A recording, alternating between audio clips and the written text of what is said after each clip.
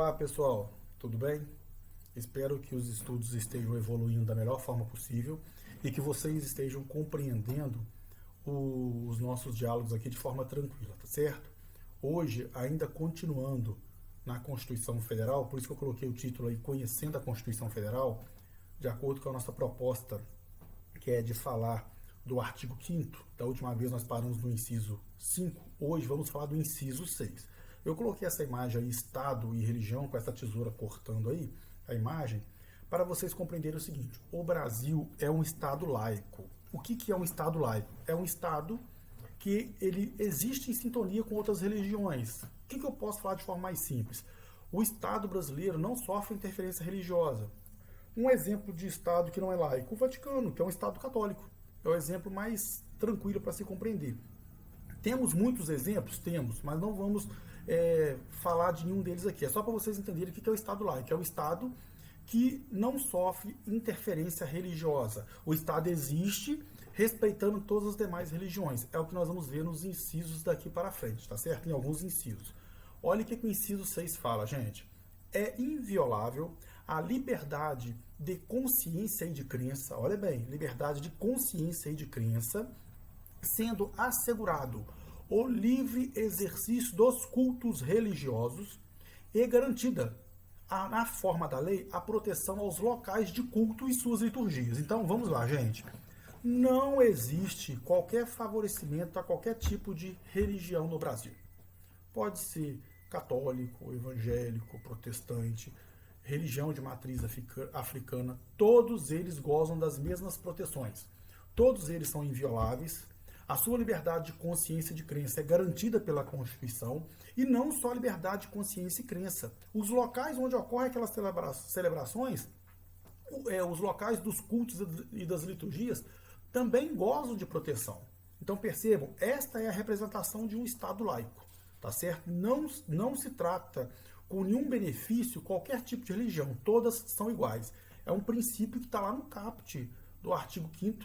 Maravilha, quando nós falamos que todos são iguais perante a lei. Se todos são iguais perante a lei, então eu sendo católico ou não, eu sendo evangélico ou não, eu sendo budista ou não, ou eu sendo de cultura de matriz africana ou não, o meu direito a celebrar este culto, o meu direito de manifestar essa consciência, essa crença, ele é garantido pela Constituição, tá bom? Vamos lá. Eu coloquei essa imagenzinha agora muito legal. É uma mão representando um ato de solidariedade, e a de baixo é uma imagem representando uma pessoa presa e a cruz representando a religião. O que significa isso? Percebam o que nós vamos falar agora no inciso 7. Olha bem. É assegurada nos termos da lei, a Constituição vai falar muito disso, tá, gente? É assegurado nos termos da lei. Por que ela fala isso? Ela te dá a essência que está no inciso, mas fala que uma lei vai regular esse inciso, tá certo?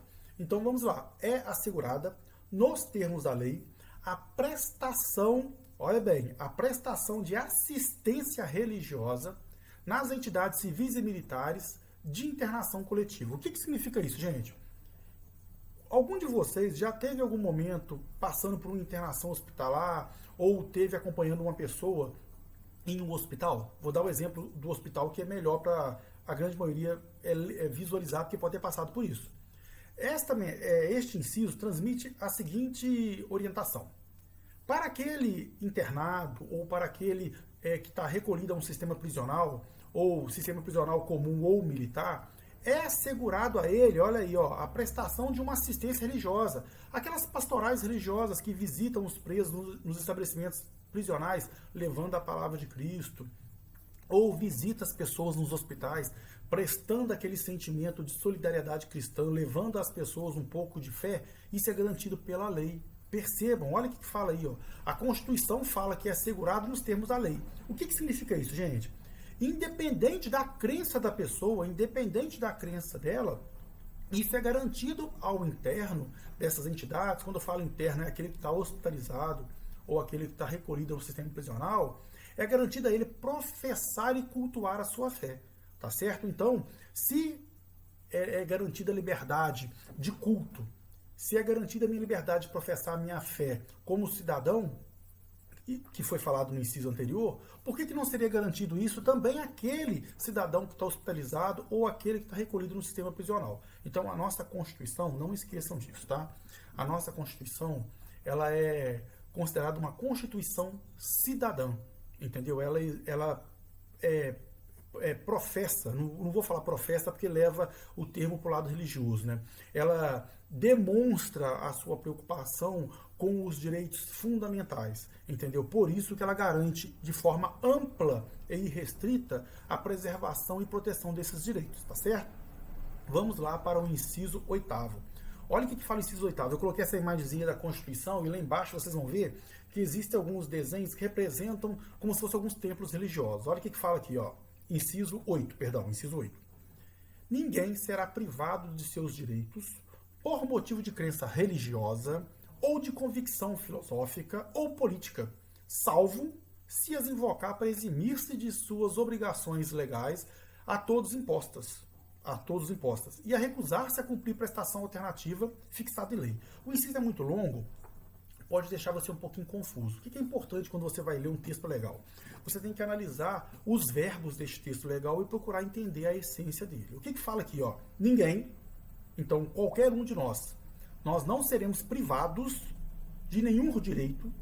Então você não vai ser privado do seu direito de ir e vir, de entrar em um local público ou de fazer algo por causa de sua crença religiosa ou convicção filosófica ou política.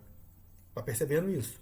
Você não vai ser privado de seus direitos por convicções religiosas, filosóficas ou políticas. Agora, se você quiser utilizar essa convicção sua religiosa, filosófica ou política para se eximir de uma obrigação, isso aí já é barrado. O próprio inciso estabelece uma proteção, mas estabelece uma exceção a essa proteção. Você não vai ser privado de nenhum direito, independente da sua religião, da sua convicção filosófica ou política. Agora, se você quiser utilizar desse direito para se eximir de uma responsabilidade, aí você já vai ser obrigado a executar essa responsabilidade. Vou tentar dar um exemplo bom para vocês aqui, ó. Aquele que faz um concurso da Polícia Penal, ou da Polícia Militar, do Bombeiro, um concurso da área da segurança pública. A segurança pública, ela tem uma peculiaridade no seu serviço, que são as escalas corridas. Então você tem dia que vai trabalhar de manhã, de tarde, de noite, vai trabalhar sábado, domingo ou feriado, igualzinho um enfermeiro ou algumas atividades específicas. Daí eu sou um sabatista. O que é o sabatista? É uma pessoa que respeita, que se recolhe para respeitar o sábado. É uma atitude da pessoa que tira o sábado para poder orar, para poder respeitar aquele momento. Não vamos aqui, nós não estamos aqui discutindo a questão religiosa da pessoa. Estou dando um exemplo para vocês. O sabatista, ele não trabalha ou não executa algumas atividades no sábado. Aí eu sou policial militar e agora eu sou um sabatista. E procuro a minha unidade falando que eu não posso trabalhar mais no sábado porque eu sou sabatista. Vocês perceberam? Olha bem, lá em cima eu não vou ser privado dos meus direitos por motivo de crença religiosa, filosófica ou política. Então, o concurso público está lá. Qualquer um pode fazer o concurso público. Eu, tendo da filosofia do pacifismo, eu posso lá fazer o concurso público. Ninguém vai ser privado de fazer um concurso público por causa das opiniões religiosas dela, das convicções religiosas, das convicções filosóficas ou políticas. Eu fiz o concurso, me empossei no concurso público.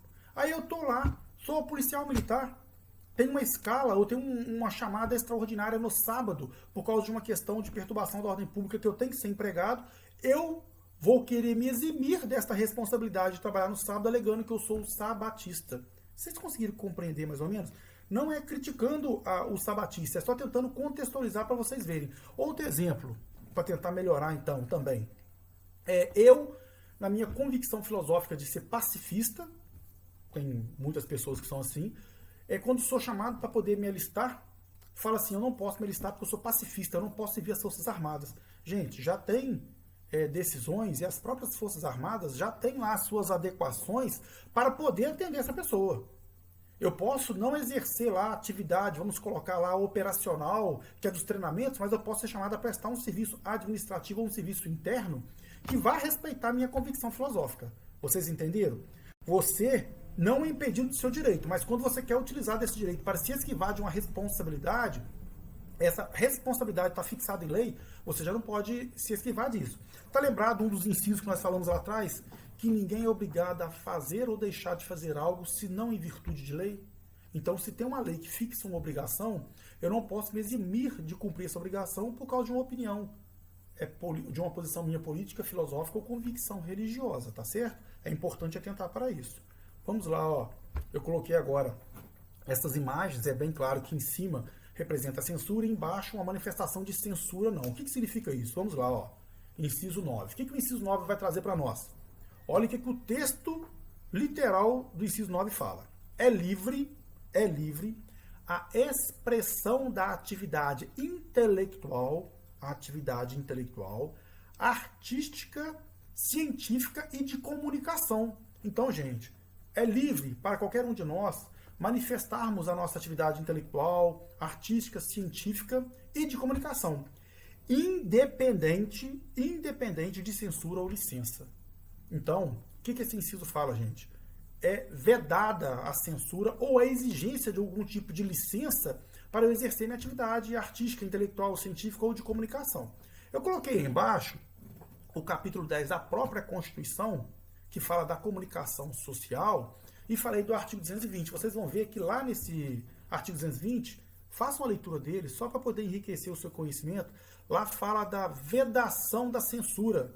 Lá fala da proibição da censura quando envolve essas questões de comunicação, jornalismo, atividade jornalística, entendeu? Então é importante vocês compreenderem aquilo que eu falei lá atrás, de muitas das leituras que vocês vão fazer na Constituição, te levar a outras leituras, a conhecer outros dispositivos legais. É importante compreender isso, tá certo?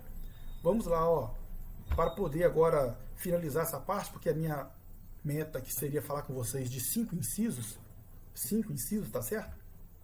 Agora nós vamos falar do inciso 10. Eu coloquei uma imagenzinha aí, ó, de uma câmera pegando a pessoa na intimidade dela na câmera, e outra imagem representando uma pessoa com a lupa como se estivesse vigiando alguém que está no computador. O que significa isso? A de cima envolve a intimidade é a imagem, a de baixo envolve até uma questão assim de a minha intimidade com o computador, a pessoa não invadir a minha privacidade. Olha o que o inciso 10 fala para nós. São invioláveis a intimidade, a vida privada, a honra, a imagem das pessoas. Então, olha bem, você tem uma proteção aí, é inviolável a sua intimidade, vida privada, honra e imagem. Assegurado, aquele que tem essa intimidade violada, é assegurado o direito de indenização pelos danos materiais ou morais decorrentes de sua violação. Gente, perceba, aí garante uma proteção à sua vida privada, que é representada pelo computador ou a imagem dessa pessoa que está na cama. É assegurado o direito à proteção à sua honra e à sua imagem. Caso você tenha isso violado, também esse mesmo inciso te garante a indenização pelo dano material ou moral que você venha a decorrer. Lembra de uma coisa aqui, que nós falamos nos incisos anteriores? É importante vocês verem que este inciso 10 tem uma estreita relação com o inciso 5, que fala lá do direito de resposta, que é assegurado o direito de resposta na medida do agravo, tá bom? Ele tem uma estreita relação com isso.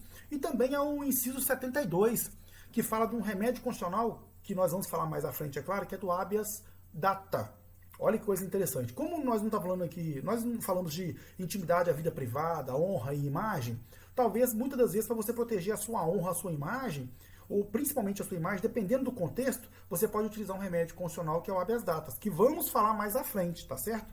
O que é habeas data? Nós vamos explorar esse conceito mais à frente. Eu quero só que vocês compreendam como que é importante vocês verem essa questão sim de você navegar em toda a Constituição, tá bom? O nosso objetivo aqui hoje foi falar de 5 incisos, trazendo de forma muito tranquila aí a conversa. Espero que vocês tenham gostado, estejam gostando, e qualquer coisa, manda uma mensagem, comenta no nosso vídeo aí, não esqueça de seguir as nossas redes sociais, tá bom? Um abraço a todos, sucessos e fiquemos com Deus.